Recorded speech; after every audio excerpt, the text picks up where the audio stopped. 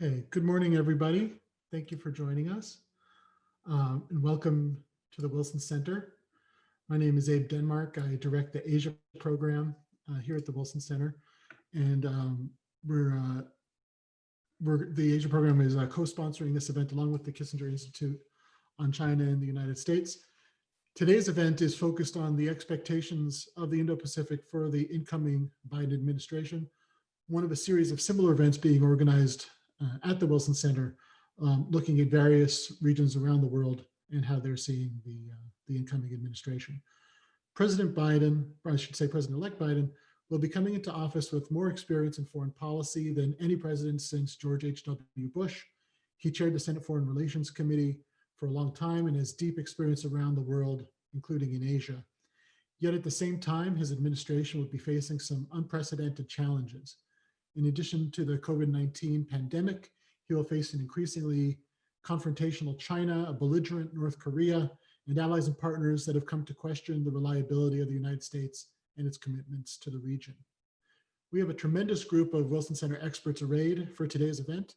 Each will be giving about 5 minutes of comments about their particular area of expertise, after which we'll open up for questions from you, from the audience. But first, if you would like to ask a question, as you can see on the screen, you can tweet it to @AsiaProgram or send an email to asia@wilsoncenter.org. And to get us started, we'll turn things over to my colleague, Robert Daly, Director of the Kissinger Institute on China and the United States. Go ahead, Robert. Thanks, Abe, and thanks everybody for joining us this morning. I'd like to talk just briefly about China's expectations, which are not set in stone. They're watching week to week, reading the same papers that we read. They're very sophisticated observers and analysts of the American scene. China is anticipating and will welcome a return to normalcy in diplomatic style and process under the Biden administration. They will welcome a tempering of rhetoric. They will welcome the re-enabling of expert bureaucracies in the United States, which through a more normal diplomatic process will be contributing ideas through the National Security Council. And that re-enabling of expert bureaucracies, like the tamping down of rhetoric and the depersonalization of China policy, they had a high personalization under Trump, will tend to rub off some of the rougher edges and the harsher insults for China. So while China will welcome this change again in diplomatic style and process, it is not expecting a major difference in substance. They see Biden taking on much of the Trump administration's strategic disposition toward China, and they are at this point not expecting any major gestures, tokens, concessions from Biden coming in to try to reset the stage. What China will get by way of a peace offering is not a concession, but a cessation of provocations for provocation's sake from the executive branch of American government. They are not likely to get the same treatment from the legislative branch, which still has many hundreds of bills under consideration, which in China are seen as anti-Beijing. So China will see, with a return to certain kinds of normalcy, perhaps an opportunity to re-gin up dialogue and cooperative aspects of US-China relations, while it really doesn't expect, as I say, a major change in substance. China is pushing an interest in dialogues and perhaps in summitry. It anticipates meeting with American officials under the Paris Accords at the WHO. And Xi Jinping and just this week, China's Foreign Minister Wang Yi have proposed that we put in place a whole series at different levels of government of bilateral dialogues on all aspects of the relationship. I think that China's likely to be disappointed in those expectations, at least in the short term, although we may very well see some room for more dialogue early in the Biden administration. I said China does not perceive from the United States a willingness to reconsider our goals, our fundamental interests or behaviors relative to China, and it sees much remaining the same in ways that concern China. Most notably, China is very worried about the Biden administration's repeated pledge to strengthen American alliances in Asia and around the world, to work closely, not only with democracies, but with other countries that share American concerns about Chinese behavior. And China is acutely aware of this. Its most recent 5-year plan, the 14th 5-year plan, was the first to acknowledge that the international public opinion environment is detrimental to China and has become worse. So China has taken note of that. China also expects even more emphasis under a Biden administration on human rights abuses. It expects China to work with expects the United States to work closely with other democracies and to make human rights a more prominent aspect of American foreign policy than it was under President Trump. And this, of course, is worrisome to China as well. And then in other major areas that are contentious, China sees a continuation, but again, with a less confrontational style. Questions about tech decoupling, and the role of Chinese tech 5G internationally will continue unabated. And in fact, the Biden administration has an opportunity to take advantage of greater skepticism in Europe and other countries about Chinese tech than Trump faced at the beginning of his administration. Taiwan will continue to be greater provocation and concern in US-China relations than it was before President Trump, again, without the deliberate poking of the dragon for the sake of doing so. And again, we're going to see, and China knows this, the unfolding of military deployments and military recommitments that have been begun under the Trump administration that we'll begin to see the fruition of under Biden. We'll see the unfolding development of the Quad, Japan, US, Australia, and India cooperation, which is very much about countering China. And then I think China sees also and is preparing for ongoing pressure for systemic decoupling. There's been an awful lot of talk about decoupling of supply chains. The record on that is mixed, but we see also the gradual emergence of what could become mutually exclusive systems which would force other countries to choose, whether it's in 5G, for example, which tech system do you install? Financial systems, including perhaps the emergence of a China-led alternative to the SWIFT payment system. These separate financial systems would also compel countries to choose between the United States and China, which they're not disposed to do. But it's not diplomatic pressure, but this emergence of systems that they must choose between that could compel that kind of choice. And we'll see that not just in the technological and the financial areas, but also in academia, also in the relations between higher education. Processes set in place under the Trump administration through the National Defense Authorization Act have set up committees at the National Academies of Science, Engineering, and Medicine and the Office of the Science and Technology Advisor in Washington, who will be defining subdisciplines in STEM fields that are deemed too sensitive for scholars from countries of high security concern to study. And when America has a model for that, what we call the high fences, small yards area for walling off Chinese scholars, there will be pressure for the Five Eyes and other countries to mimic that as well. And so we can see the emergence of separate academic or knowledge systems. So just two last quick notes. While China will welcome a more normal, calm, dispassionate, impersonal, diplomatic style and rhetoric from the Biden administration, they cannot take too much comfort in that new style from the White House because, as the Trump administration has said repeatedly, and I think accurately, this is now not only a whole of government, but whole of society relationship between the United States and China. And it is clear that China is going to continue to face a lot of accusation and bellicose rhetoric from the legislature, from the American media, and from America as a whole. Secretary of State Pompeo is, as we speak, beginning another China speech at the Georgia Institute of Technology, which will be an attack on Chinese influence in academia. We've seen just in the past 24 hours on Tucker Carlson or from Senator Cotton on Fox saying that all American businesses have become lobbyists for China. These kinds of whole of society messaging, this isn't going to get better. In fact, it may very well get worse and could be a counterweight to more rational and cautious messages coming out of the White House. So China, in addition to seeing this from the United States, also sees, despite its many worries, a continuation of what it calls its period of strategic opportunity. It still sees opportunities to make gains under the Biden administration. And this is based on, first, China's many successes and China's confidence coming out not only of its economic performance, but its performance recovering from COVID. China is fairly confident. It is not revisiting its fundamental ideas about the United States or China's position in the world. If you look at Xi Jinping's recent speeches or Foreign Minister Wang Yi's speech to the US-China Business Council, there's a distinct lack of new ideas. In fact, Wang Yi begins his appeal to American multinationals to lobby or act on behalf of more balanced relations with China. He begins it by saying, and I'm translating on the fly, I just read this morning.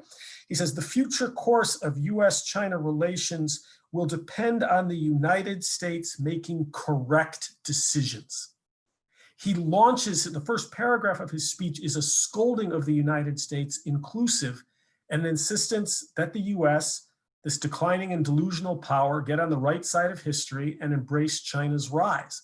So no new ideas, no rethink on China's side, and continued confidence that they can make more gains. They see a divided, distracted, declining United States. And they have also heard, and this will be the last thing, that President Biden, who has a tremendously experienced team coming in foreign affairs and relation to China specifically, has also been very clear that its primary goal is going to be a gradual act of national restoration and healing. President-elect Biden has said no new free trade agreements until American workers are more competitive and infrastructure has been built. He's been saying that we need a foreign policy that works for the middle class.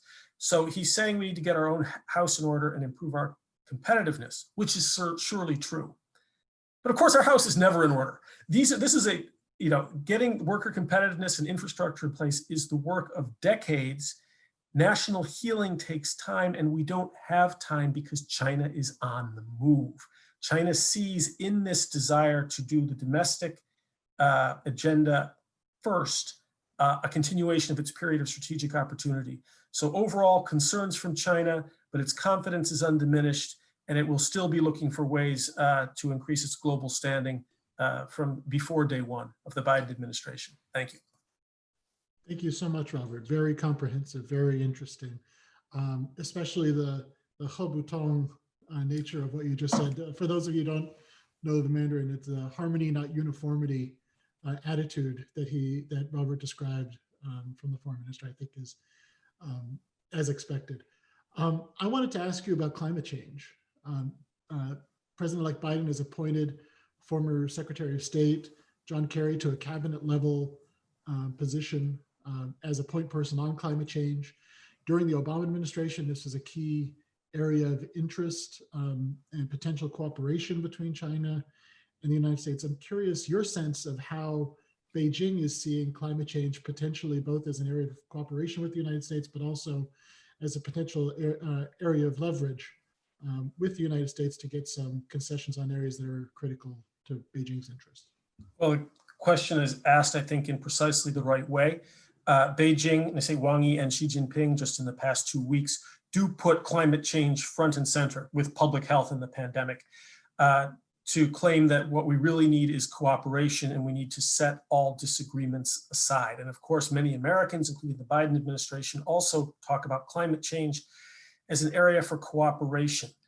This dialogue has been, I think, a little bit glib in that we don't really cooperate with China on climate change so much as we work side by side and express our joint willingness to each other and the world to take this issue on. But only China can reduce China's carbon emissions, and only the United States can reduce the United States' carbon emissions. It is important for us to stand together in the Paris Accords or at the UN to encourage other countries to take similar steps. But in fact, there's very little concrete shoulder-to-shoulder joint problem-solving kinds of cooperation between the US and China as it relates to climate change. It's a worldwide process of convincing countries to do all they can. So it's not clear how we cooperate on this such that that cooperation helps us to solve our other differences. It's a fairly easy rhetorical point to make, but it's not like cooperation, say, on the manufacture and global distribution of vaccines. It's not that kind of working together. And then there is a potential danger, Abe, that you referenced, which is issue linkage on China's side.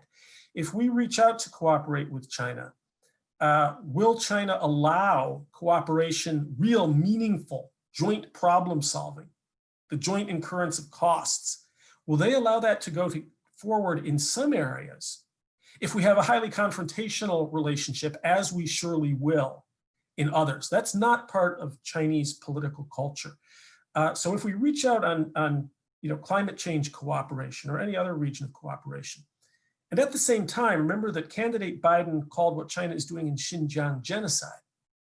I don't think he can roll that back. I don't see any sign that he intends to roll that back. Certainly, many American communities won't let him. So there will be pressure, for example, for us to not go to the 2022 Beijing Winter Olympics if it's genocide and ongoing. And if we don't go to the Olympics, we'll be pressuring other countries to not go to the Olympics. So when we have that kind of confrontation happening, is China really going to cooperate in other areas? Will they make issue linkages, or will they be able to silo off areas of meaningful, not just symbolic and rhetorical cooperation? This is an open question. Excellent. Thank you so much, Robert.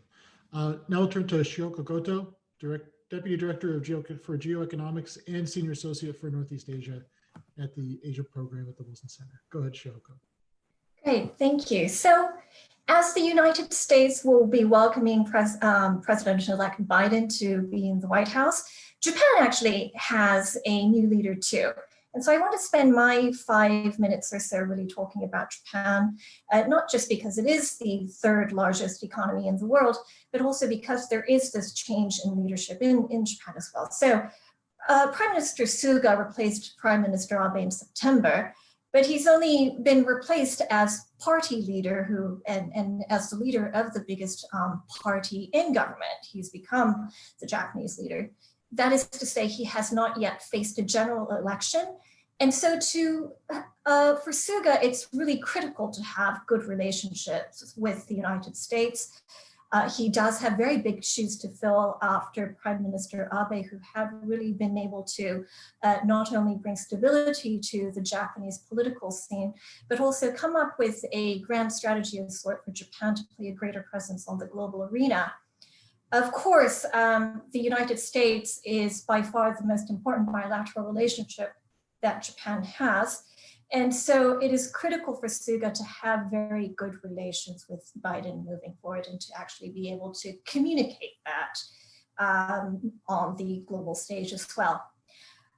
As you may recall, one of the first things that then Prime Minister Abe did was to break the international protocol and actually congratulate Donald Trump when he was simply president-elect, and he made a big point of going to New York's Trump Tower with Golden Golf Clubs to make a personal pitch to have good relations between Japan and the United States on the personal level as well.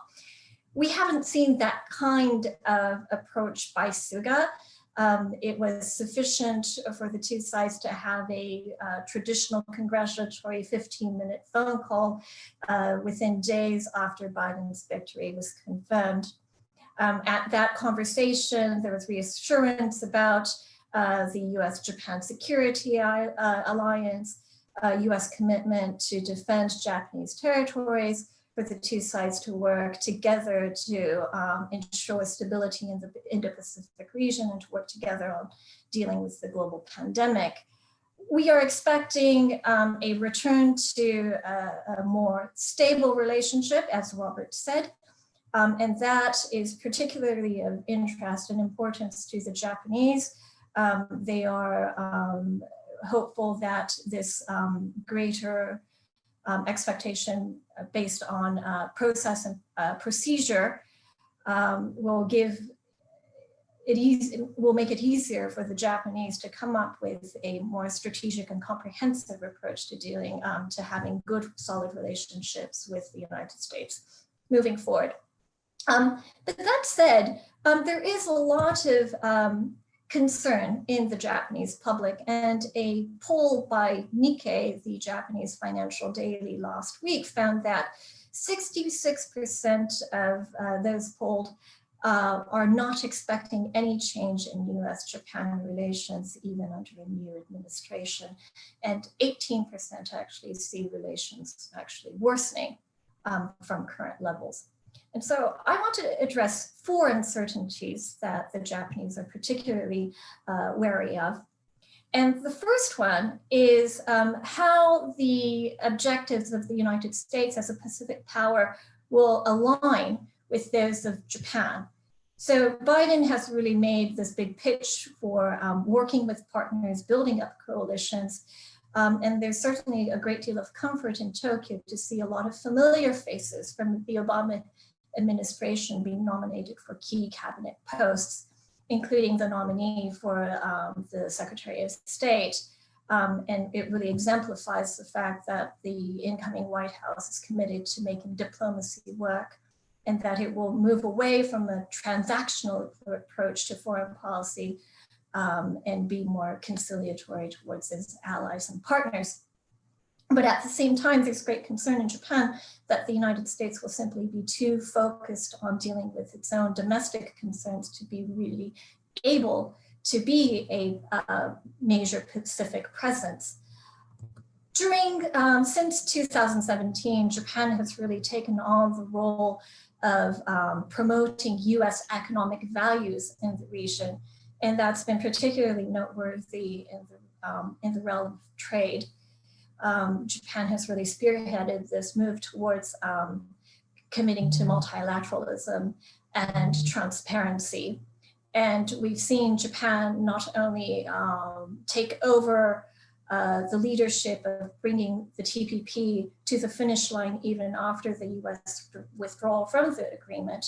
And so CPTPP is in play at the moment.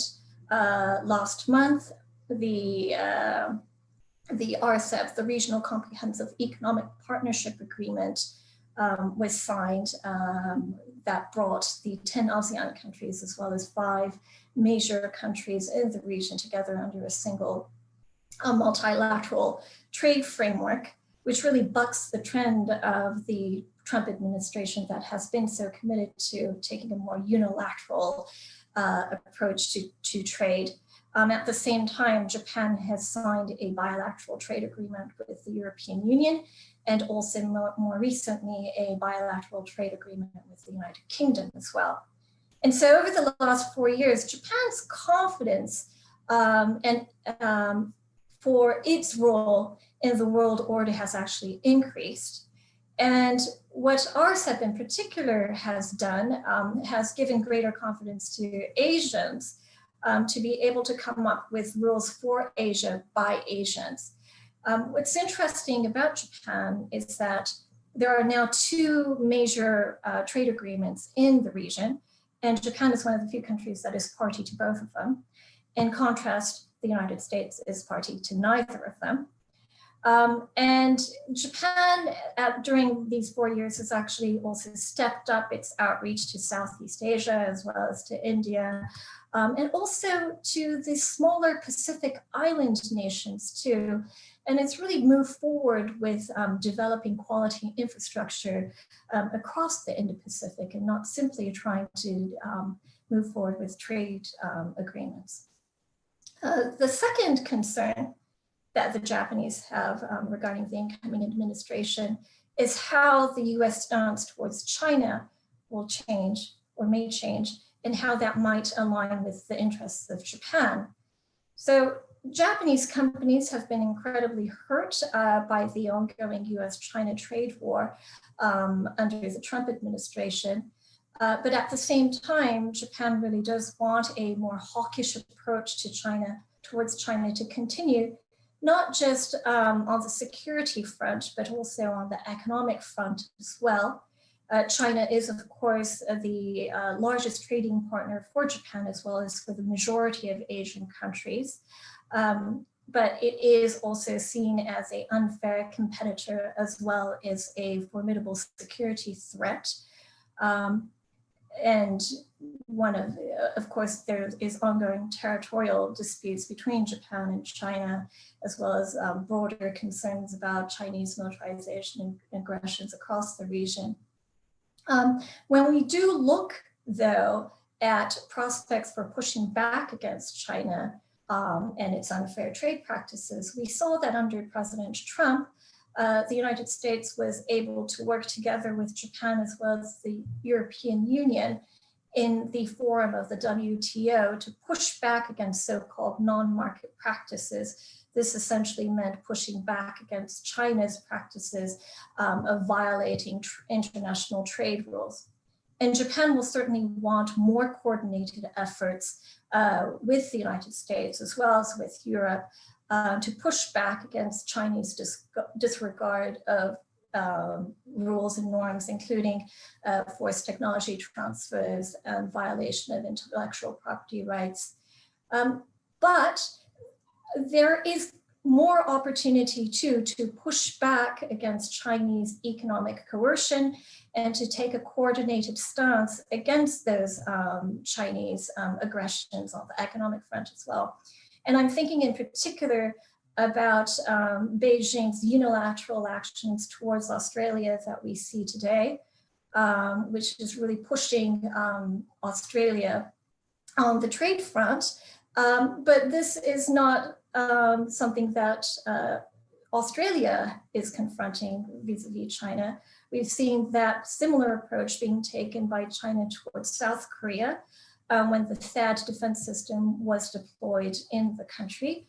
We saw that action by China towards Japan when the Japanese decided to nationalize the Senkaku Islands and China imposed export restrictions on rare earths.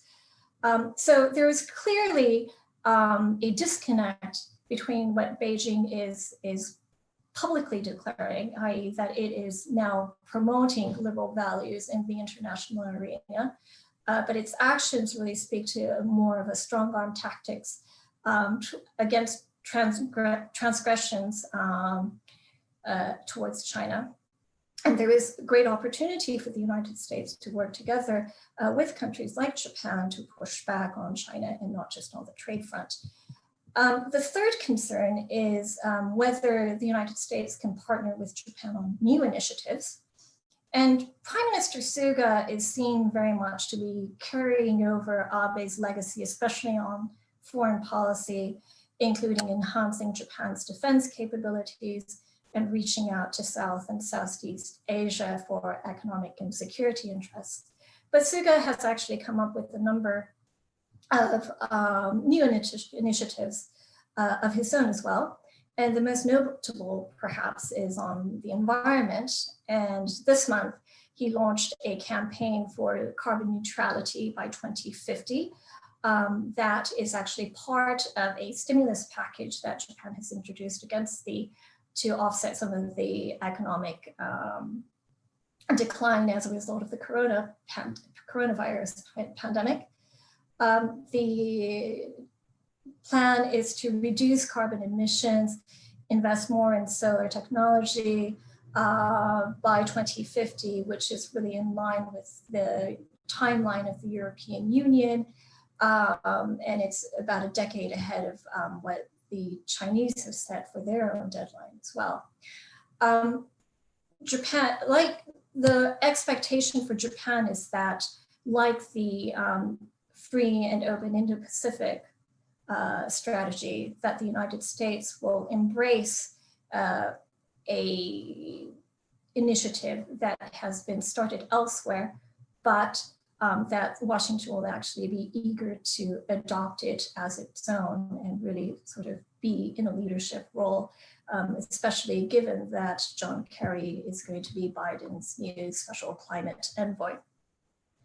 My fourth point and my final point is Japan's concerns about the United States and its ability to recover from the economic shock, as well as the social and political divide that have been made so apparent during the pandemic. Asia really has been rattled by the fact that the United States has been unable to keep the spread of COVID in check. There is shaken confidence in the United States not being able to deal with this health crisis, and that also shakes its confidence about how the United States may be able to deal with other unforeseeable events as well. The Japanese media coverage has really focused too on the growing income and demographic divide in the United States, which has only increased worries in Japan about how the United States is divided. And there's also concern and awareness that Biden did not win this latest presidential election by an overwhelming majority, and that the friction and division within the United States will continue to persist. But at the same time, the fact that the United States has really been at the forefront of innovation to deal with the pandemic, technological innovation when it comes to connectivity, as well as in coming up with a vaccine, has really given greater confidence in Japan about what the potential of the United States moving forward. Of course, the development of the vaccine by the United States can give the United States a role to reset its role as a solution to dealing with the global pandemic. The expectation would be that it rejoin the WHO and also entertain the possibility of joining multilateral efforts to provide the vaccine through joining initiatives like COVAX under the United Nations. Japan can actually also help in that.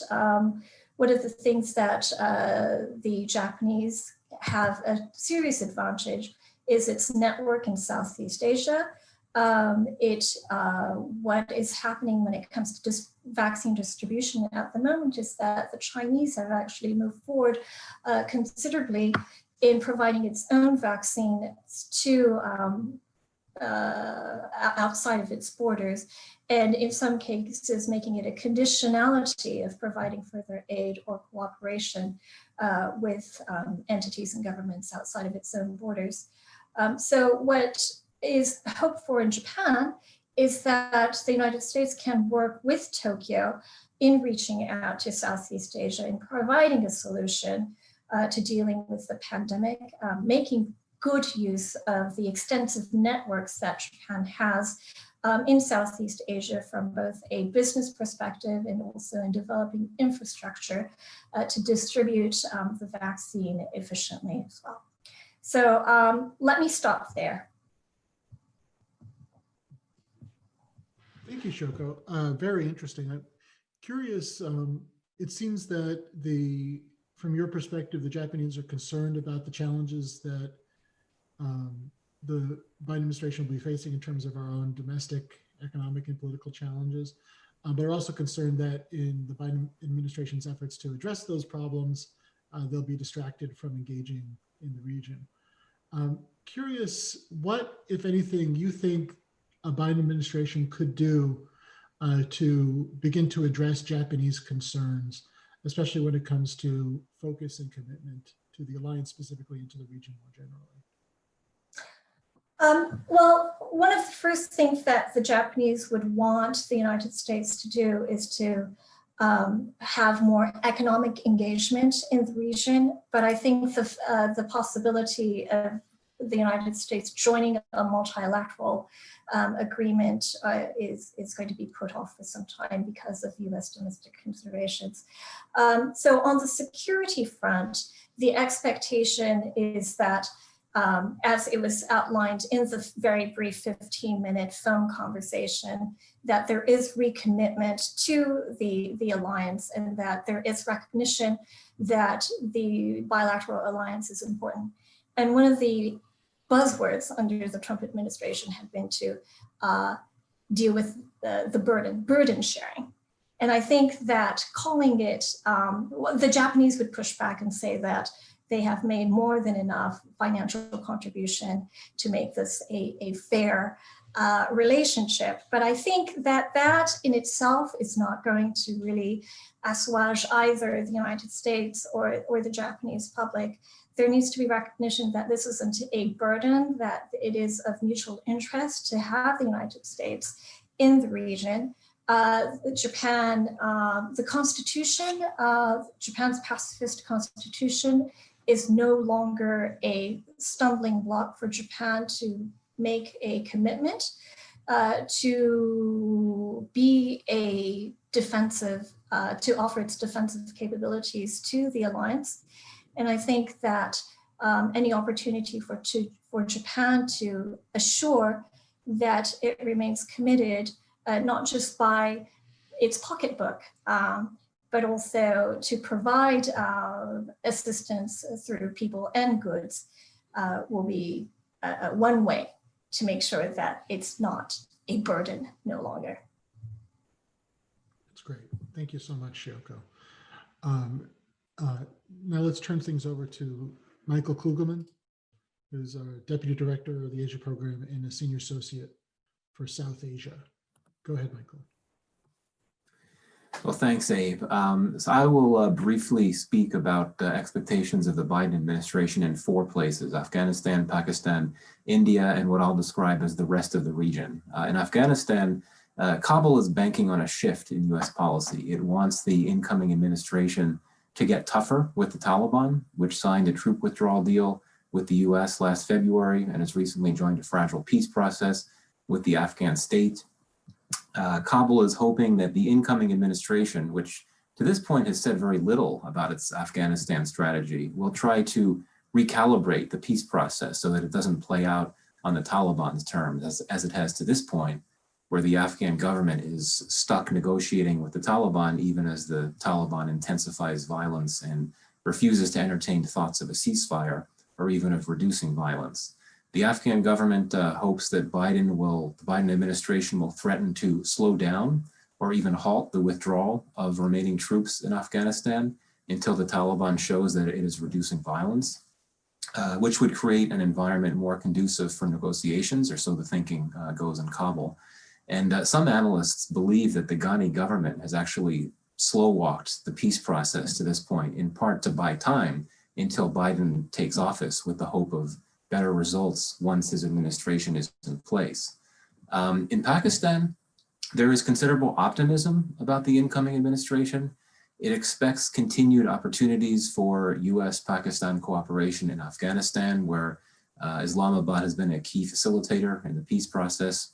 Islamabad also envisions opportunities to broaden its relationship with the US in the Biden era through cooperation on trade, climate change for sure, and also global anti-corruption efforts. And above all, Islamabad will likely look to the incoming administration to leverage its close ties with India to try to press New Delhi to change its policies in ways that would benefit Islamabad. So for instance, Pakistan certainly expects Biden will pressure India to ease up on its policies in Kashmir. Now, whenever there is a new US administration, there are expectations in Islamabad like this, but though these expectations have been heightened this time around, there's been ample commentary in Pakistan of how the Biden campaign was critical of Indian policy in Kashmir. And Pakistanis know that the Biden campaign had identified democracy and human rights promotion as a main pillar of its intended foreign policy. So I think that the expectations are higher in Pakistan this time around that the new US administration will press India on these issues. As for India, I think in New Delhi expectations are quite simple. New Delhi expects Biden to sustain the momentum in US-India relations from the Trump era and really, for that matter, from the Obama and the Bush eras prior. New Delhi expects the incoming administration to be on the same page with India on the threat posed by China, an issue that has become a paramount concern for Indian security interests in the aftermath of a deadly China-India border clash this year that has plunged India-China relations to their lowest level in several decades. New Delhi hopes that the Biden administration will be an easier partner to address the trade tensions that have affected an otherwise stable sound bilateral relationship in recent years. New Delhi expects that the Biden administration will be willing to broaden cooperation into areas with great promise that nonetheless lapsed during the Trump years. And one of these areas is certainly climate change. As for the rest of the region, the rest of South Asia, expectations of the incoming administration will be more limited. US policy has tended to ascribe less strategic significance in policy space to areas outside Afghanistan, Pakistan, and India. And it's traditionally taken somewhat of a siloed approach to South Asia, with its main focus on the war in Afghanistan, pursuing partnership with India, and trying to work with Pakistan where possible. And the other South Asian states know that. But there may be a shift afoot, and it is one that these states will certainly be watching for. Deepening US-China competition and what's become a growing Chinese footprint in broader South Asia are arguably making the region, as a geographic whole, a more strategically salient space. And so I think that the broader South Asia region will be watching to see how this plays out, how the Biden administration views South Asia, both geographically and conceptually, in the context of a broader Asia policy that will presumably revolve around countering, or at the least competing, with China. The Trump administration had said that it considers all of South Asia to be a part of the Indo-Pacific, and it had pushed for greater cooperation with the littoral states of South Asia, including Bangladesh and Sri Lanka, as part of its Indo-Pacific policy. So I think that South Asian capitals will be watching to see how the Biden administration goes about this. Will it use Trump administration tools like the Development Finance Corporation, the Blue Dot Network, and so on to pursue new infrastructure projects in South Asia, as opposed to focusing only in East and Southeast Asia? Will it try to operationalize a longstanding, but to this point, wholly aspirational US goal, one that had been trumpeted quite robustly during the Obama administration, of building a quote unquote new Silk Road initiative that provides greater linkages to South and Central Asia? So I think the region will be thinking about these questions, though it will likely keep its expectations low, at least initially, given America's rather modest recent historical track record as an enabler of infrastructure and other investments in broader South Asia. So will these expectations be met? We can discuss this during the Q&A. My short answer is that India's expectations should be met, given that Biden is a big proponent of deep US-India partnership, though he may not be as easy of a negotiator on trade issues as New Delhi may hope. With Afghanistan and Pakistan, I think there may be a disconnect between expectation and reality. Yes, I think Biden may try to get tougher with the Taliban, but at the end of the day, he wants out of Afghanistan, just as Trump did. And ultimately, his main focus will be on figuring out how to maintain a US counterterrorism capacity. Biden has long looked at Afghanistan through a CT lens. And meanwhile, with Pakistan, the dynamics of US-India relations will limit the extent, I think, to which the Biden administration is willing to call out India on its rights record. And at least initially, the Biden administration's main focus with Pakistan will not be on broadening the relationship, but rather focusing on Pakistan's efforts to help the US with the peace process in Afghanistan. And as for the broader region's expectations about how it'll fit into the administration's wider Asia policy, I think that remains to be seen. A big factor here will be what exactly the administration does on China policy. And I think the jury is still out on that. So thank you. Thanks, Michael. Curious how India views ambitions or hopes that the United States is going to leave Afghanistan, and how that affects India's view of the United States, but also how that affects India's ability to focus on competition and challenges from China. Yeah, so certainly in New Delhi, there's a lot of concern, not just about the notion of the US pulling out of Afghanistan, but also about the peace process as currently envisioned. Much of Afghanistan's neighbors are behind the peace process, but for India, the concern is that if the peace process plays out, and that's certainly not a guarantee, but if the peace process plays out, what you would get is a political settlement in which the Taliban has a degree of power, which is not a good outcome for India, given that that would ensure continued Pakistani influence in Afghanistan. And of course, the idea of a U.S. military withdrawal from Afghanistan is very concerning to India, just because of the implications of an increasingly destabilized Afghanistan, and how that would strengthen the Taliban and by extension Pakistan, and so on. So I think that New Delhi recognizes, though, that it didn't matter who was going to win the election. Whoever won was going to favor a withdrawal. There's bipartisan support for that, clearly. So I think that, bring it back to the U.S., I imagine one thing that the Trump administration had done was to ensure that India was kept apprised of deliberations, what was going on in the peace and reconciliation process, and so on and so forth. That will certainly continue, I imagine, under the Biden administration. Beyond that, it's hard to see how the U.S. will try to ensure India's interests are met in terms of how this is playing out, because so long as Pakistan plays this indirect facilitative role in the peace and reconciliation process, I think that limits what India can do. Great. Thank you so much, Michael. Next up is Jean Lee, Director of the Hyundai Motor Korea Foundation Center for Korean History and Public Policy, also at the Wilson Center. Go ahead, Jean. Good morning, everyone. And I apologize, there's some landscaping work going on right outside my window, so it might be a little loud. So on South Korea, North Korea, well, I don't think Kim Jong-un will be sending many flowery love letters to the Oval Office in 2021, but you never know.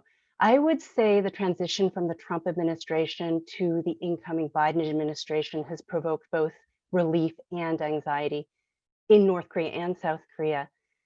President Trump was such a maverick. He provided such an unprecedented window of opportunity with his method of operating on instinct and impulse. He favored theatrics and photo ops over the hard work of diplomacy. And in some ways that suited the North Koreans and the South Koreans. Kim Jong-un had been craving the opportunity for legitimacy. President Moon Jae-in of South Korea, meanwhile, was impatient to see progress on engaging North Korea, which was a huge part of his political platform. And in some ways, President Trump promised that opportunity by skipping over the laborious diplomacy that typically precedes these top-level summits. But we need to be realistic and recognize that those flashy summits didn't materialize in any concrete denuclearization or any kind of a concrete nuclear deal. And it's been more than a year since North Korea has gone dark on diplomacy. I think Kim Jong-un has been lying low this year in hopes that President Trump would be reelected, thinking that that would reignite the opportunity for more summits and another chance to negotiate directly with him on a nuclear deal. And with President Trump's defeat, Kim Jong-un is recalibrating his strategy. And meanwhile, he's also waiting to see what the Biden-Harris administration approach might be on North Korea. I do think that with every new US president, there is a brief window of opportunity with the North Koreans when they first take office. And I'm thinking back to 2008 when I made a visit to North Korea. This would have been in mid to late November, just weeks after Barack Obama won the presidential election. And I had identified myself as an American journalist. And as a result, I was bombarded by questions from North Korean officials about whether President-elect Obama would be willing to meet with then-leader Kim Jong-il for a summit. And I remember repeating what President-elect Obama had said during his campaign, and that was that he would be willing to meet him under the right conditions.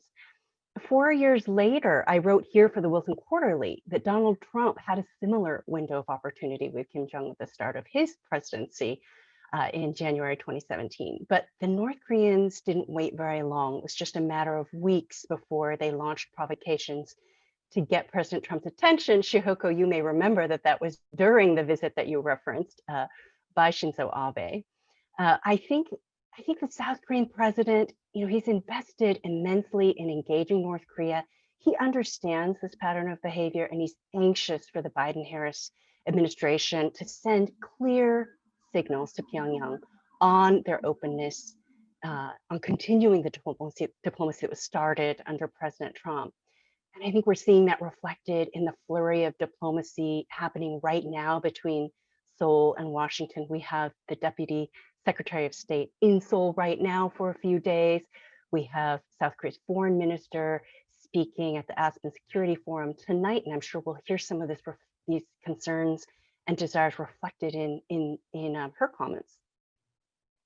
But I think that Shihoko, I want to underline what she said. We know the incoming administration will be preoccupied with the coronavirus pandemic and economic recovery. And so I think the South Koreans are anxious to get North Korea high on the list of the Biden administration's foreign policy priorities, and that's a major concern. On many bilateral and regional issues, I suspect the South Koreans are relieved to know that we'll be returning to traditional diplomacy under the Biden-Harris administration. Many people are looking forward to seeing the new administration focus on strengthening regional alliances, because that should help facilitate cooperation on fighting the pandemic, paving the way for expanded trade, and also navigating China's rise. All very pressing issues that my colleagues have outlined. But on the North Korea issue, the current government in Seoul has a certain amount of anxiety and impatience. President Moon has just a year and a half left of his 5-year term, and he doesn't want to miss this opportunity and the momentum to bring North Korea out of its shell. Pro-engagement South Koreans don't want the Biden administration to go back to strategic patience. They're concerned that failing to make North Korea a foreign policy priority will compel the North Koreans to return to this familiar tactic of using provocation to get on Washington's radar. So if we do see more testing from North Korea in 2021, we're likely to see more calls from some quarters in South Korea for their own nuclear weapons. So at a time when the North Koreans aren't responding to South Korean overtures, President Moon will be looking to both the United States and China to send signals that are conducive to engagement. And we'll see his administration using the next few months to maintain or generate momentum on engagement during this period. And I think we'll have a good sense for how Kim Jong-un will respond soon after the inauguration and after North Korea's Party Congress. Thank you. Thank you so much, Jean. Very, very interesting. Many of the other Korea watchers that I've spoken to in recent weeks have expressed their sense, expecting that Kim Jong-un will conduct some sort of provocation either in the last weeks of the Trump administration or in the first weeks of the Biden administration, really to get attention, to set the stage for negotiations, to begin those engagements from a position of strength. What do you think? Do you have a sense that the North Koreans will try to act provocatively, or do you think they're going to sit and wait and see what the Biden administration does in its first few weeks? That is the pattern of behavior, and it's always a possibility. They know it works, but it worked well with President Trump. I think they're waiting to see, and they're gauging whether that tactic will work with President-elect Biden. And I just think that things are different now.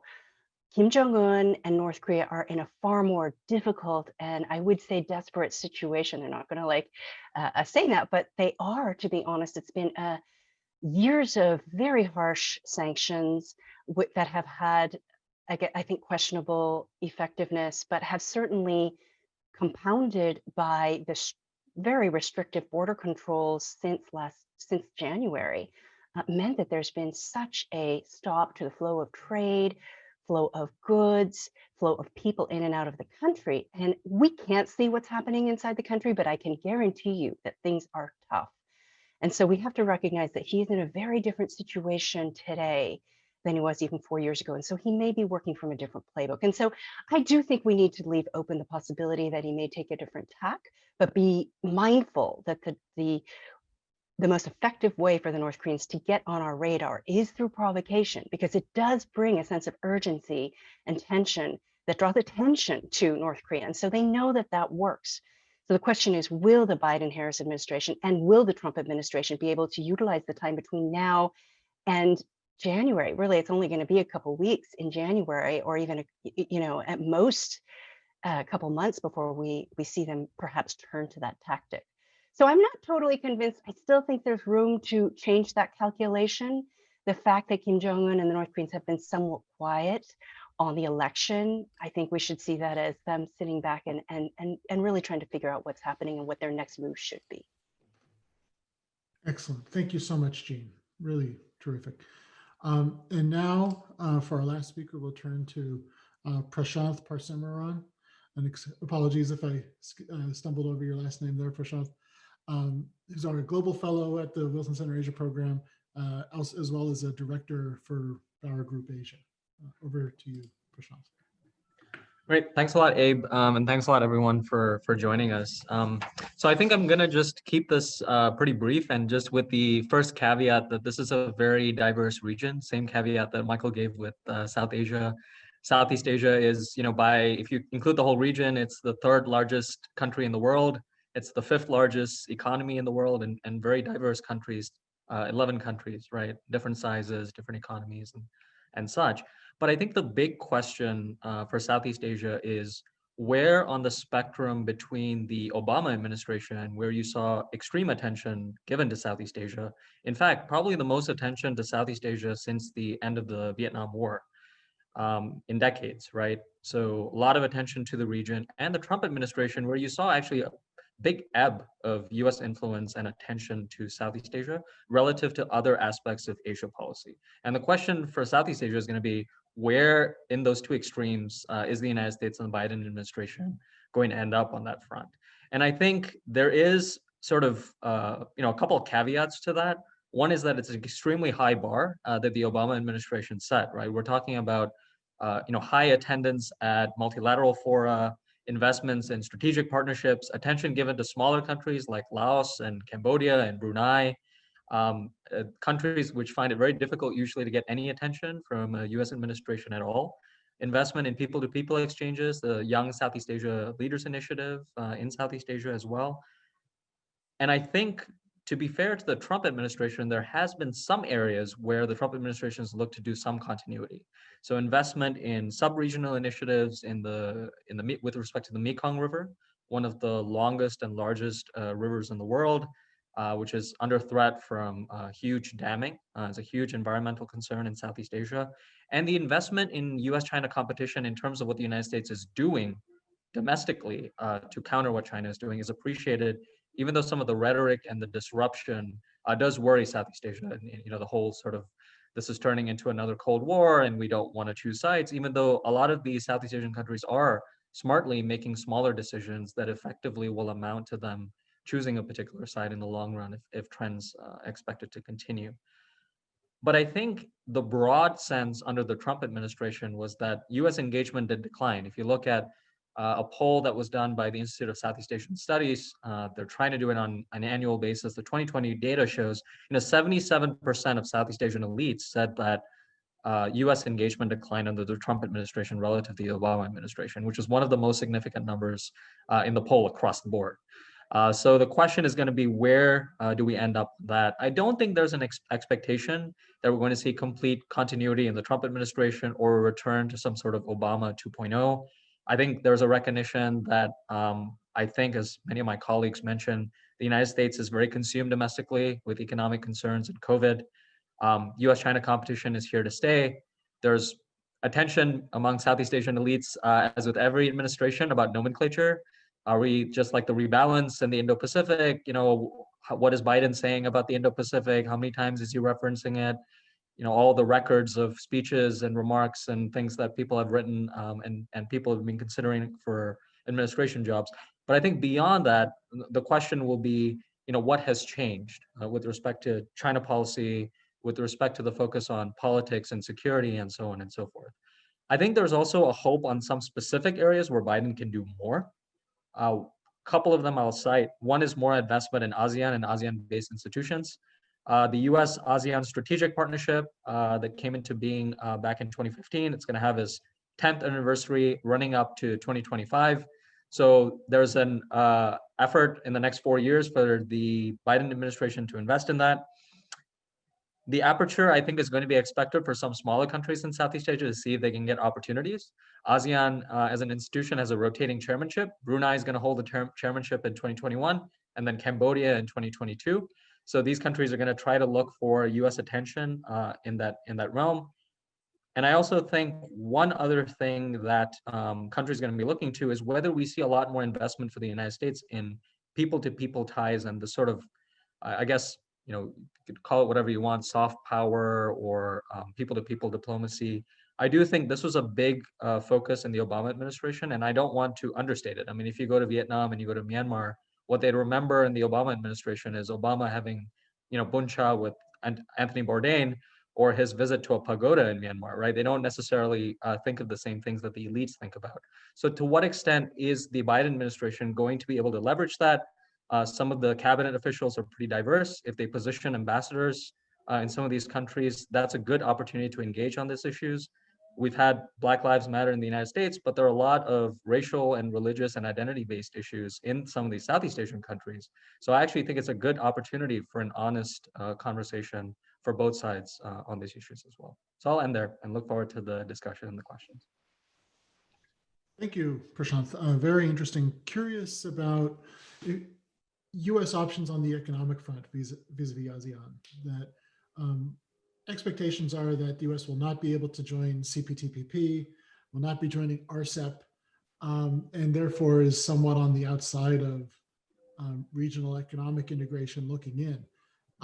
So assuming that's the case, assuming that the U.S. won't be joining those, at least for the first couple of years of the Biden-Harris administration, what could the United States do on the economic front to bolster its economic, financial ties, technological ties with ASEAN countries? Yeah, it's a good question, Abe. And I think Shihoko kind of got to this question because it's a larger narrative question as well about whether the United States is being left out of what Asia is doing by itself. And sometimes people talk about it in terms of an Asia-wide order, sort of Asia for Asians. Other times they talk about it as an order that's primarily dominated by China. And sometimes it's sort of China-Japan competition and so on and so forth. So it's an important question. I think in terms of Southeast Asia, the way some of these countries are thinking about it is, maybe with the Biden administration, we may have to start small. So maybe we do a couple of things on digital trade. Maybe we try to do something on negotiating some of the investment issues that were started under the Trump administration, but really weren't resolved. And there's a little bit of anxiety in Southeast Asia as to whether the Biden administration will entirely start from square one, or they'll have to have some trouble initially or struggle to actually reverse some of the issues. So Vietnam, for example, has been on the receiving end of some of those actions from the Trump administration. So I think these countries are probably going to start small.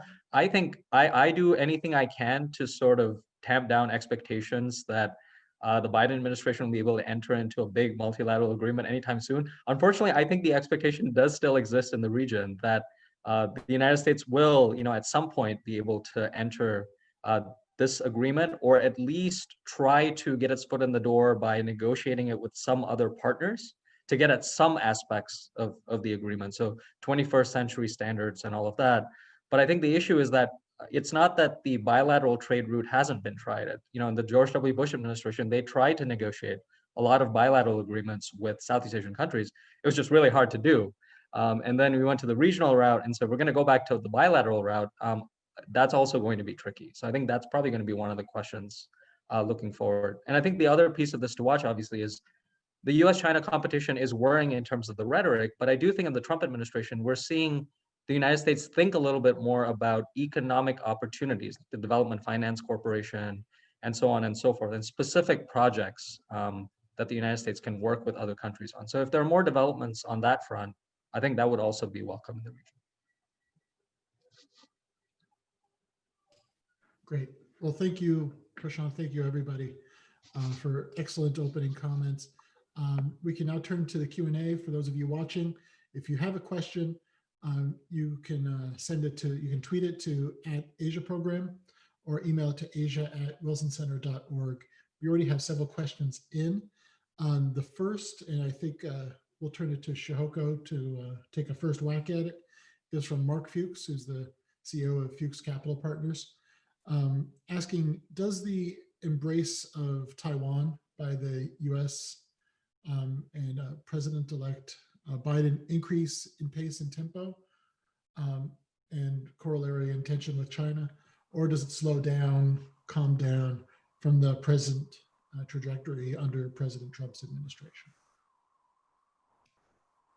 A really interesting question. let me first point out that there's a lot of anxiety in Taipei at the moment about what the future holds for them under a new US leadership. By many measures, Taiwan has actually come out well under the Trump administration.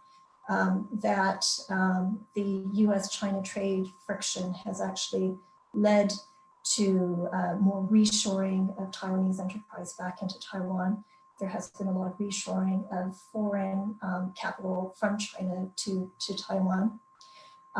The situation in Hong Kong and awareness of China's incursion against free speech and openness and keeping to the rules that it had established when Hong Kong came under its umbrella has raised awareness of the threat, the very real threat and risks that Taiwan faces. And the Trump administration has actually been very, to some extent, it's been more vocal about it and pushing back against it. And there is concern that the Biden administration may not necessarily be as supportive of Taiwan. But I do want to push back on that concern. There is a lot of support at the moment for revisiting this whole issue of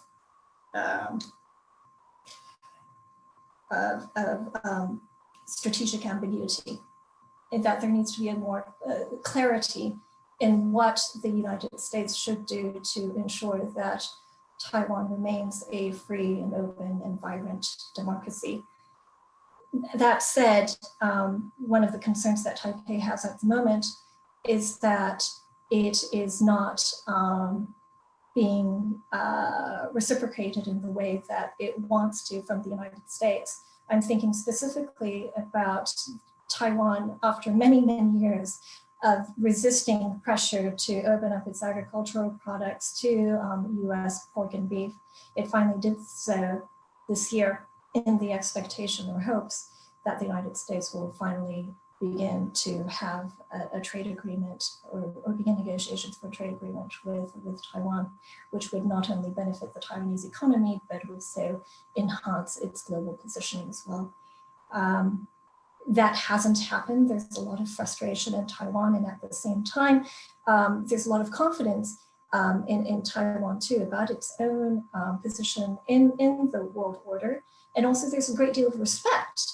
That's the one thing I also want to point out, that in 2020, when all these countries worldwide have been really pushed to the brink in trying to deal with the pandemic, Taiwan has actually been incredibly successful in keeping infection rates at bay. And yet it is not part of the United Nations, it is not part of the WHO, it has much to offer, and its political space is very limited, and there are opportunities for the world to actually benefit from Taiwan, and there's expectations that the Biden administration may actually be able to promote its interests in the global arena as well. Super. Thanks, Shoko. Next question comes from Will Smith, who is a Government and External Relations Associate at the Electric Power Research Institute, asking how will the incoming Biden administration help countries in the region reach their Paris climate goals and counteract the Belt and Road Initiative, which has been responsible for the export of a great deal of coal and other fossil fuel infrastructure. So I don't know, Shihoko, if this is an area you want to comment on as well, but I think broadly thinking about the role that climate change and energy dynamics will play in terms of US strategy towards the region and US relations with other countries. We talked about it a bit with China, but Prashant, if you want to talk about how climate change could be affecting US relations with Southeast Asia, energy issues with Southeast Asia, similarly with Michael. Who wants to jump? Does anybody want to jump in on that? I can start. This is on climate change and energy. So I think the one thing that I think is occurs to Southeast Asians when they look at the history of how the United States gets involved in climate change is that it's one of those issues where depending on what administration it is, the US involvement in the multilateral aspect of this tends to ebb and flow. So Southeast Asia countries tend to adopt sort of an approach where if it's Indonesia with respect to forestry, or it's Laos, which one is, calls itself the battery of Southeast Asia with hydropower, they tend to sort of do their own thing by themselves. And then they work with other countries accordingly. And then the United States kind of comes and goes in their sort of assessment. I think the big trend that we're seeing in the region, though, is in the advent of the pandemic, how is that affecting some of the energy dynamics there? And it's a very tough question, very multifaceted question. But the couple of things that are really interesting. One is the role of state-owned enterprises, energy enterprises in some big Southeast Asian countries, and how they're faring relative to private companies. In some cases, like Indonesia, for example, and Malaysia, that's a big issue because the state tends to have a big share. The other one that I would mention with respect to energy is one that I mentioned with respect to the Mekong and hydropower. That is something which these countries have seen through the lens of opportunity initially, but increasingly they're seeing this from the lens of not only challenges economically in the energy domain, but that's intersecting with the China challenge because China is building a lot of these dams upstream, and that's affecting these countries downstream as well as it's bringing in other powers. Japan, Australia, and other countries are taking and the United States as well, to its credit, taking a lot of interest in some of these energy dynamics in the Asia Pacific. And it is important, just one note, some of these countries in Southeast Asia are some of the most disaster-prone countries in the world. So climate change and these energy issues are, existential issues for these countries, not just something that they get to sort of think about luxuriously.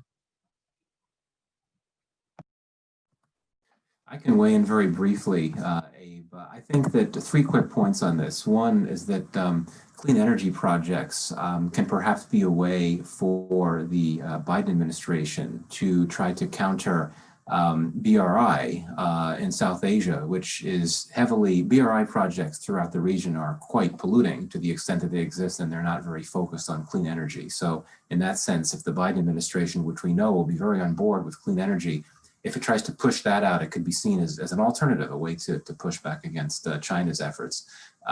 Secondly, I think with India, climate change is something that the government in India takes very seriously. And I think that we could look to climate change perhaps as part of an expanded security relationship with India. We know that hard security, traditional security issues are a big driver of the U.S.-India relationship, but the fact that that President-elect Biden has John Kerry, this new climate change envoy, housed in the National Security Council, I think that suggests that there'll be a willingness to incorporate this idea of climate change and its connections to national security into dialogues with Indian security officials. And finally, in the context of Pakistan, I think that climate change could be one of these issues that one could perhaps potentially look at as a safer space for cooperation between the US and Pakistan, areas that go beyond the big tension points that we all know about. The Pakistani government, like the Indian government, is genuinely committed to the issue of climate change and climate change mitigation. But obviously the context is different in Pakistan than it is in India. I think there'll be a lot more appetite in Washington for thinking of ways to expanding the relationship with India in that regard than there would be in Pakistan, where the goals and the objectives are much more tactical and transactional.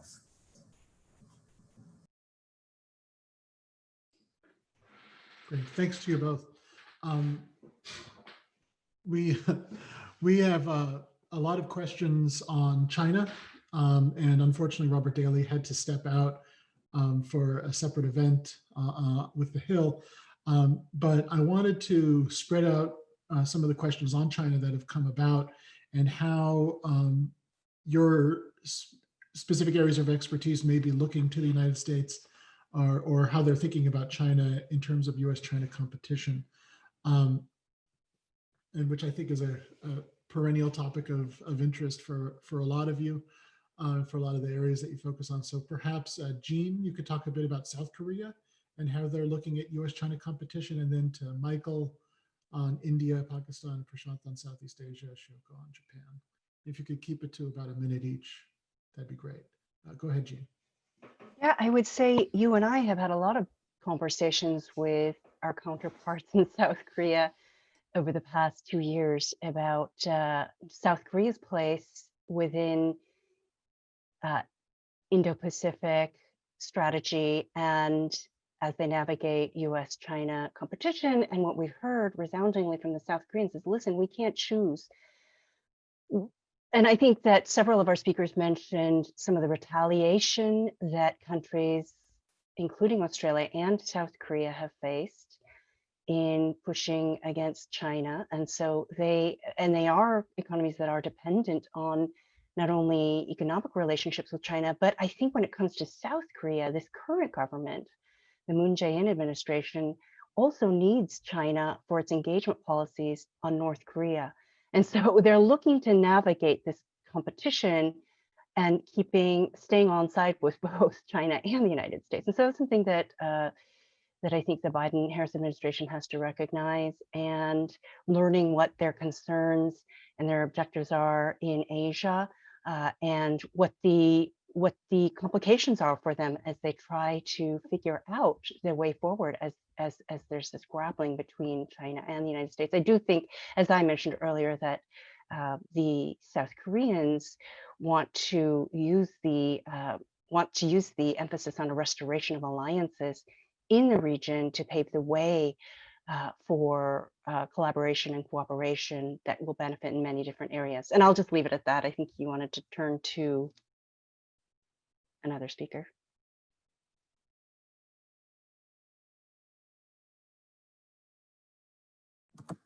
I think you had asked. Sorry, go ahead. Go ahead. Sure. Yeah, so very briefly, in terms of US-China competition, how it's perceived in India and Pakistan with the new administration, as we all know, Pakistan is one of China's closest allies. Islamabad is very close to China, it has been for quite some time. And clearly, the Pakistani government will hope that the Biden administration follows through on some of the pledges from presidential candidate Biden to try to pursue cooperation with China in areas where it's possible, such as climate change, public health, even non-proliferation. Those are all areas that Biden had suggested as possible areas of cooperation. Because for Islamabad, any reduction in the U.S.-China rivalry, even if very modest, would be seen as a good thing, as a very good thing on the whole. But I think at the same time, they're realistic in Islamabad and recognize that even if you have an incoming administration that may reduce some of the really angry rhetoric and try to take some of the sting off the rivalry, it's going to be there. It's here for an indefinite long-term period. And with India, of course, it's very different. The border clash between India and China earlier this year really woke New Delhi up to the reality in the here and now posed by the threat of China. And clearly it's going to be looking to see how the US seeks to work with India in that regard. But the underlying issue here, the elephant in the room, is that whereas India is very keen to work with the new administration to partner in a way that can push back, counter China, India is not interested in an alliance. I think that's quite clear. And the Indian foreign minister has said very emphatically that we're never going to join the alliance systems. I think the challenge for both the Indian government and the new administration is to try to figure out how to deepen security partnership, one that will be driven by concerns about China, how to deepen that partnership in ways that can avoid the alliance system that certainly the US prefers to be in with, and when it comes to its key partners, but that India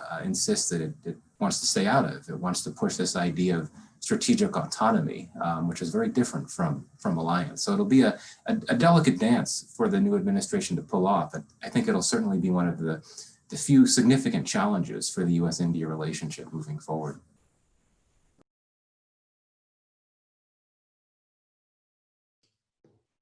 Prashant, go ahead. Yeah, so I think I'm going to echo a lot of what Jean and Michael already said. But briefly for Southeast Asia, I think there's two aspects to this that are really important. One is what the Biden administration adopts with respect to China policy itself. And I think the sense in Southeast Asia was that perhaps there was some utility in terms of the Trump administration disrupting the US debate on China, that was already kind of there on, sort of, on the surface about how tough the United States should be, that there's a conversation now about competition and that might be successful, but the dust hasn't really settled yet. And perhaps under the Biden administration, there might be more predictability and stability, which I think was a little bit lacking for some of these Southeast Asian states, and also a bit of a removal from this pressure to choose on some of these key decisions, which they face both publicly and sometimes privately as well. So I think that's one aspect that's really important. I think the perceptions in Southeast Asia is that if 10 years ago we were talking about China being the economic partner in Southeast Asia and the US being the security partner, we are way off of that. If you look at polling of elites in Southeast Asia, China is now seen as the dominant power both on security issues and on economic issues. That might not be accurate, of course, but the perceptions are there nonetheless. So that's one aspect. I think the other aspect that's really interesting is what the United States chooses to do in terms of its allies and partners itself, beyond just China. And Abe's, written about this extensively in his book as well. So I'm sure he can chime in on this. But I also think what the United States does with its traditional treaty allies in Southeast Asia is going to be interesting. So we have, the big conversation in recent years has been the Duterte administration, the US-Philippine alliance. But Duterte is going to end his single 6-year term in 2022. And the new leader in the Philippines and the United States and the Biden administration is going to face an opportunity to actually try to reinvigorate that alliance. And, I've lost count of how many times I've seen reports about reinvigorating alliances in the Asia-Pacific and the Philippines and Thailand. But I do think that those are some of the opportunities that the United States faces, as well as with some of the smaller partners, right? A lot of these smaller countries like Laos, for example, they face this giant neighbor, China. And so their question is not, should we partner with China or the United States? It's, we've got a lot of China. Do we have enough balancing from the United States and other powers like Japan and so on and so forth? And the answer for a lot of these Southeast Asian countries is increasingly not so much. We have too much China, not enough balancing from these other countries.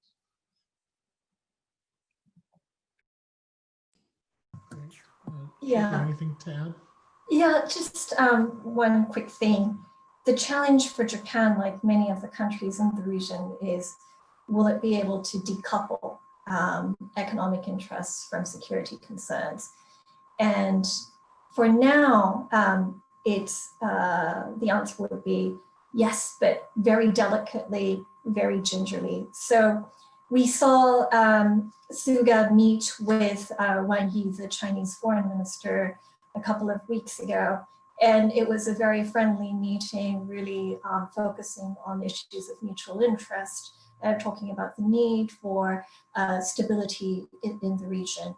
And we saw that the two countries have come under this, the one trade agreement under RCEP. And so that has been a formidable achievement in ensuring greater economic ties between the two sides. But as we look forward, is that kind of delicate balancing act possible? It will be very challenging, not least because there are ongoing territorial disputes between Japan and China in the Senkaku Daitai Islands. And this comes at a time when there is a lot of shifts in the balance of power in the region, that Japan and China do remain at loggerheads, not just in the systems that both are wanting to promote, but also in their standing in the region as well. And for the two sides to actually be able to reconcile their differences will be a challenge, and certainly something that will include the United States as well. So thanks to you all. We only have a few minutes left and we have several questions left. So I'm going to try to ask 2 questions and then go around the horn one last time before we close out. The first question that we received was about China's behavior and China's actions in Xinjiang, especially towards Uyghurs. And I'll talk a little bit about that, but then ask Prashanth and Michael to talk about how, if and how China's treatment of Uyghurs has affected its relations with countries in South and Southeast Asia with large Muslim populations. And if you could describe those dynamics a bit. And the other question that to ask would be about prospects to enhance or repair relations between Japan and Korea. The designated Secretary of State, Tony Blinken, ran a trilateral dialogue with his Japanese and Korean counterparts during the Obama administration when he was Deputy Secretary of Defense, Secretary of State. So I'd be curious to hear from Shoko and Jean about their sense about the prospects of repairing the bilateral relationship between Japan and Korea, and if so, how the US could go about that. But first, on Xinjiang, the question was directed to Robert Daly, but unfortunately he couldn't stick with us. So my sense is that the US is going to be pretty tough with China on these issues. And I don't expect that that a Biden administration will drop these issues. The question is how the US is able to cooperate on areas of mutual interest as we also address concerns regarding human rights, and especially, as Robert Daly pointed out, what candidate Biden referred to as a genocide, what's been happening in Xinjiang. So I think those questions are up in the air about how the Biden administration will handle this, but I don't think it's going to go away anytime soon. So first, Prashant, and then Michael. Yeah, in terms of Southeast Asian countries, one of the interesting dynamics we're seeing is, I mean, they're handling this issue of the Uyghurs and China and human rights more generally very delicately. I think on the one hand, it's handling any persecuted Uyghurs quietly at times. Sometimes it comes out in the public in terms of dealing with China, but then also facing this very, I guess, public question in terms of narrative about why, on the one hand, are you calling out more so the treatment of Rohingyas in Myanmar, much more so than you're calling out China's treatments of Uyghurs in that sense. And I think this is particularly a criticism of Malaysia and Indonesia, particularly because they speak out a lot on issues in the Muslim world in Southeast Asia and more generally. So I think that's one thing which is very interesting. I think the other thing is a lot of these Southeast Asian countries are watching very carefully the narrative of the Biden administration on human rights and democracy. I think on the one hand, it's the democracy summit and all of that rhetoric is less concerning for Southeast Asian states. It's more of, to what extent is the Biden administration going to hold us into account for some of these individual human rights and democracy issues in our own countries, rather than with respect to China. So, very briefly, I mean, to echo what was said, I mean, there's been a fair amount of quiet from a number of Muslim majority countries, not just in South Asia, but beyond, when it comes to China's treatment of the Uyghurs. And I think we know why. It's interests. It's a desire not to rock the boat in order to maintain trade and investment possibilities with China, and so on and so forth.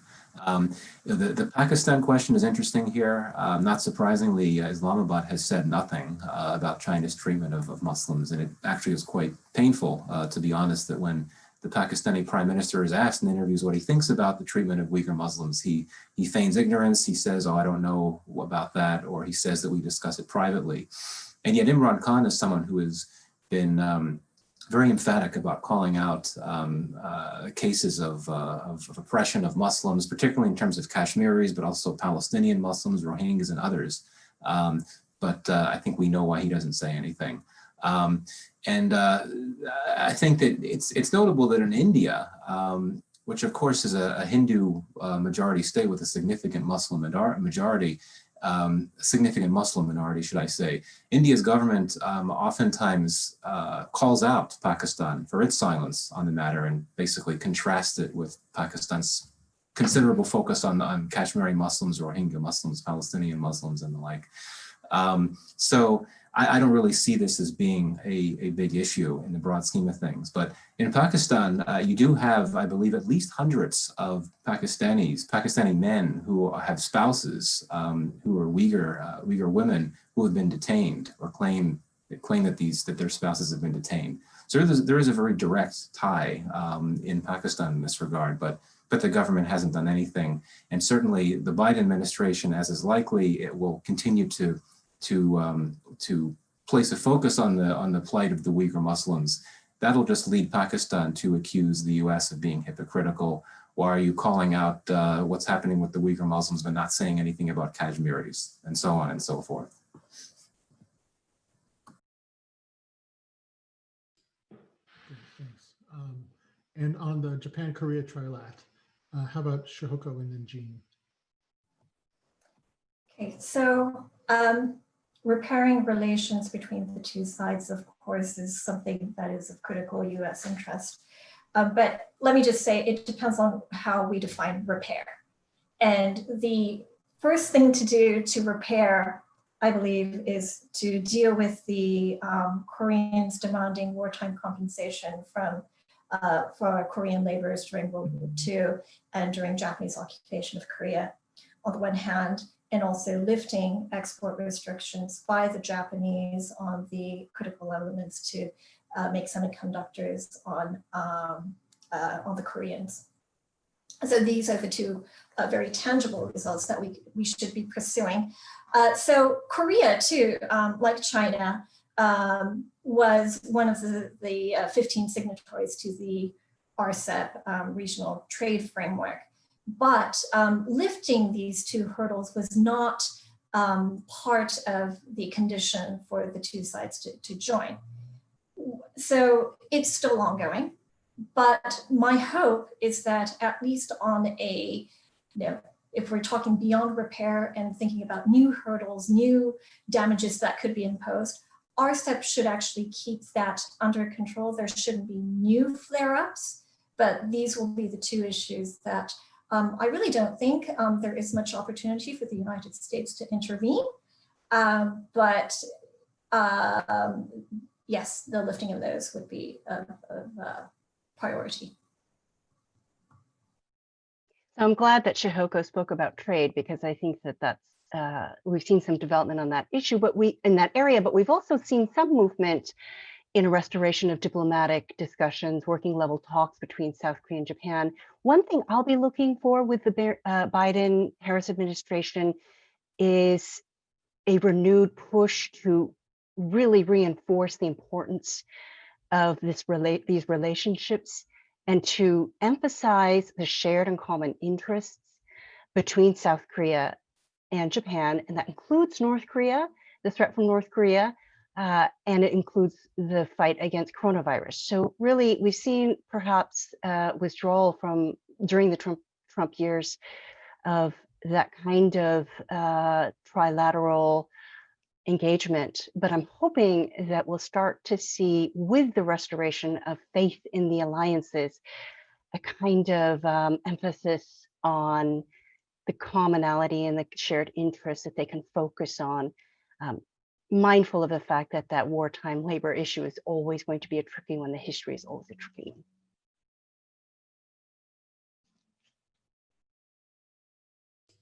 Well, thanks to you both, and thanks everybody. I think this has been a tremendous event. I'm just blown away by the expertise that we pulled together today. So thanks to you all for participating. Thank you everybody for watching. This will be posted online, and the Wilson Center will be having more of these sorts of events, looking at how the world is looking at the incoming Biden administration between now and Inauguration Day on January 20th next year. So until then, thank you all for joining us, and goodbye.